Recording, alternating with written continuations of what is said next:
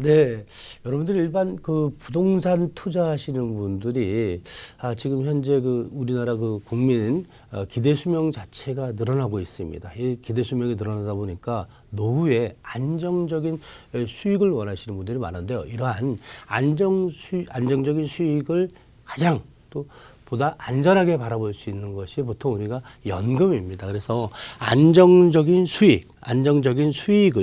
수익을 바라볼 수 있는 가장 큰 것이 바로 부동산에 대한 임대소득입니다. 임대소득인데요. 보통 우리가 임대소득 이전에 보통 회사에서 근무를 하거나 젊었을 때 연금을 놓고 있습니다. 그래서 1차적으로 안정적인 수익의 제1차는 연금이고요. 또한 이 두 번째로 안정적인 수익을 바라보는 것이 아무래도 부동산 투자인데요. 이 부동산 투자 중에서도 매월 임대료가 나오는 것에 대해서 굉장히 관심이 높아지고 있습니다. 이유는요. 향후 기대 수명이 현재는 80세에서 100세지만 100세 이상의 고령화 사회로 접어들 거라고 많은 분들이 예측을 하고 있기 때문에 향후 고령화 시대는 이런 안정적인 수익의 그만큼 더 곽강을 받을 그러한 시기가 될 것으로 예상이 됩니다. 이러한 면모에서 부동산 시장을 좀 살펴봐야 되는데요.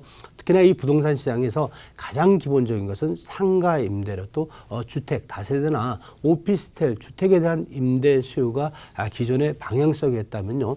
향후는 농지연금, 주택연금 또 이런 태양광 발전을 통한 부동산 임대소득을 굉장히 많이들 생각을 하고 있습니다. 이러한 부분들을 또 다른 투자처인 태양광 발전을 통해서 부동산 임대소득에 대한 궁금증, 오늘 이런 시간에 대해서 궁금증을 해드리는 시간을 갖도록 하겠습니다. 일단은요, 현재 태양광 발전 사업은 2016년 약 7%인데 향후 2030년까지 20% 이상의 약 2배죠.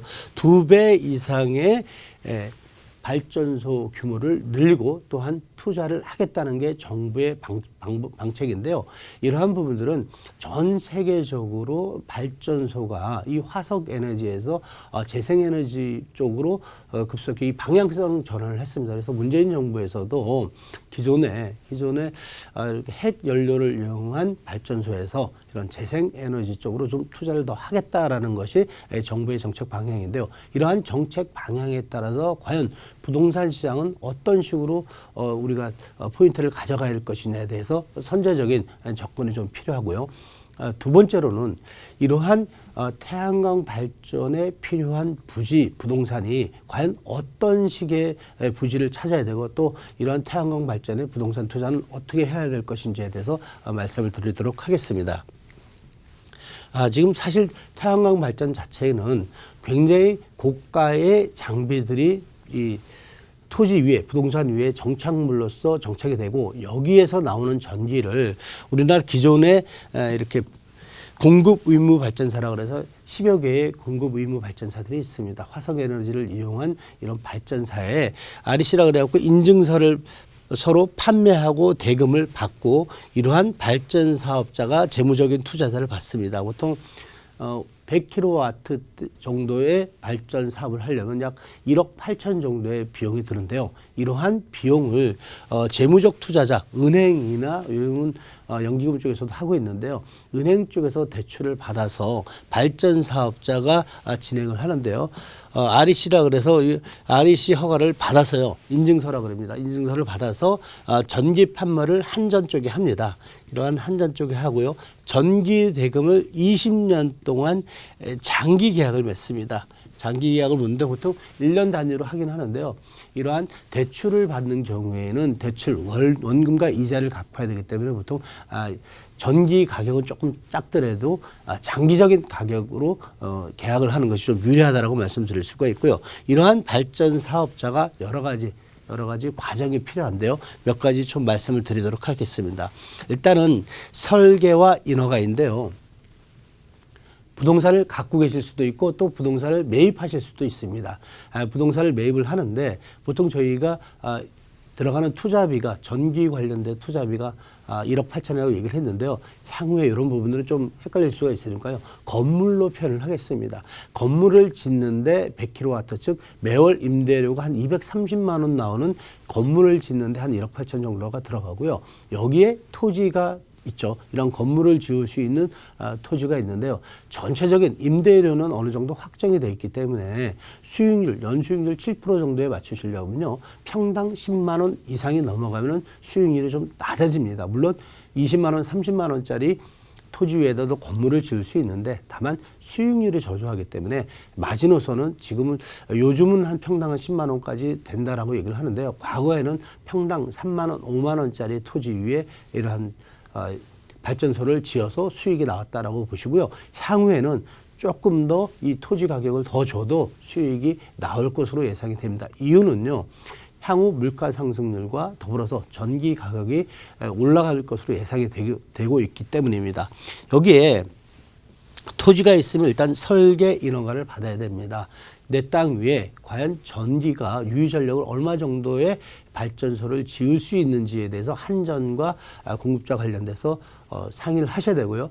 두 번째로는 여기 관련돼서 인허가죠. 바로 토지인데요. 저희는 부동산이지 않습니까? 이 부동산의 개발 행위 허가가 나올 수 있는지 없는지를 해당 지자체에 있는 토목회사랑 상의를 하셔야 됩니다. 이유는요.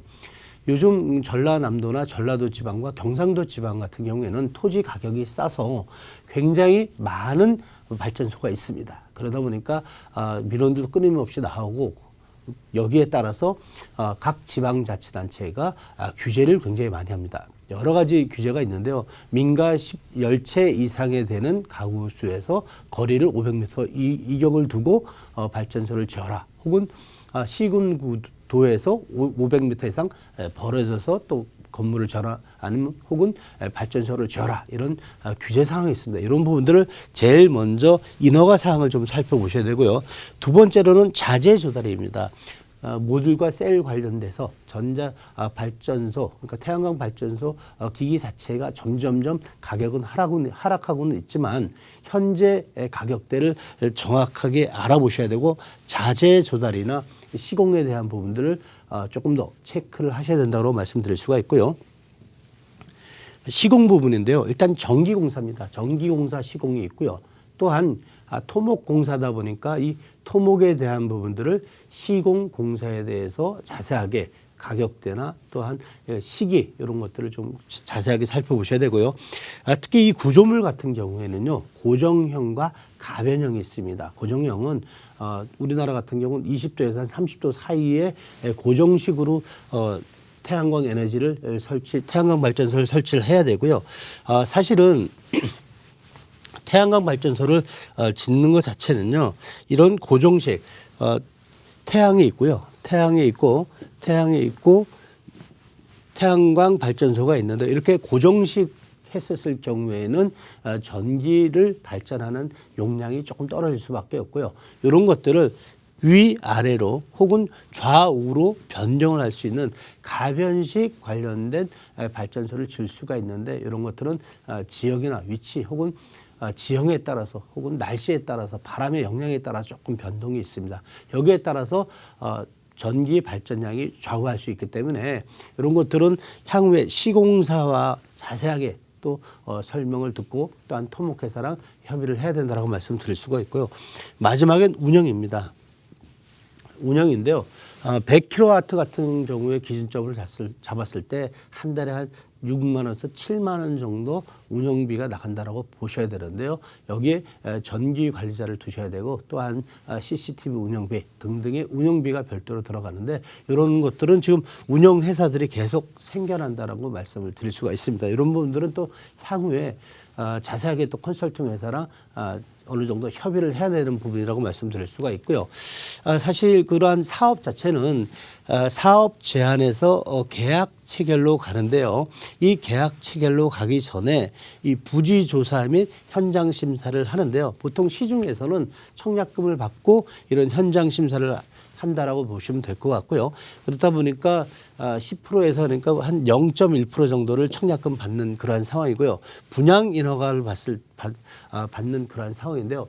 분양 허가를 받을 때 보통 태양광 발전 허가를 같이 받고요. 여기에 건축 시비를 통과해서 향후에 토목공사 허가까지 받는 그런 상황이라고 말씀드릴 수가 있고요. 이렇게 해결이 됐었을 경우에 공사 준비와 설치 공사 또 준공 및 발전 개시로 가는 그런 상황이라고 말씀을 드리겠습니다. 보통 이렇게 시간별로 보면요. 보통 한 9개월에서 한 9개월 정도 걸리는 그러한 상황을 좀 말씀드릴 수가 있고요. 인허가가 한 3달 정도 걸린다 보시면은 공사가 또 한 2-3달 걸리고요. 운영 관련돼서 또 2-3달 정도 걸리는 걸 보인다. 그래서 향후 발전까지는 8개월에서 9개월 정도 걸린다라고 좀 예상을 보시고요. 이렇게 고정시 또 이렇게 임야에다 내는 이러한 방식이 있다라고 말씀드릴 수가 있습니다. 보통 그 매입을 하실 때 아파트처럼 똑같습니다. 전체 부지 중에서 일부 100kW, 100kW 이렇게 잘라서 할 수도 있고 금전적인 여유가 되면은 이렇게 좀 크게 잘라서 할 수가 있습니다. 그래서 보통 다세대 주택이나 아파트처럼 토지에 대한 것은 지분이고 위에 발전소는 각각의 개별로 명의가 나온다 이렇게 보시면 될 것 같습니다. 조금 좀 그 금전적인 부분들 보면 보통 시중에서 진행하는 것들을 보시면은 사업 제한세에서 청약금 내시면 보통 100만 원 내시고 계약 체결할 때 계약금 10%니까 이렇게 해서 10% 정도 나가는 것이 일반적인 추세고요. 분양 이렇게 계약금 받으면은 부지하고 현장 조사 보고 분양 인허가 발전 사업 허가 냈을 때 한 4천 정도, 공사 준비 나갔을 때 개발행위 나갔을 때 한 3천 이렇게 해서 한 1억 정도 투자하는 것이 일반 시중의 관례로 지금 나오고 있고요. 나머지 1억 3천 정도는 은행 대출을 진행을 해서 진행하는 걸로 이렇게 나옵니다. 그래서 한 1억 8천 정도 투자했을 때 실제 한 월 한 240만 원, 230에서 240 정도 나오는 것이 기본 수익률이다 생각을 하시고요. 해당 발전소마다 조금 차이는 있으니까 이런 부분들은 꼼꼼히 좀 살펴보시는 지혜가 필요하다고 말씀을 드리겠습니다.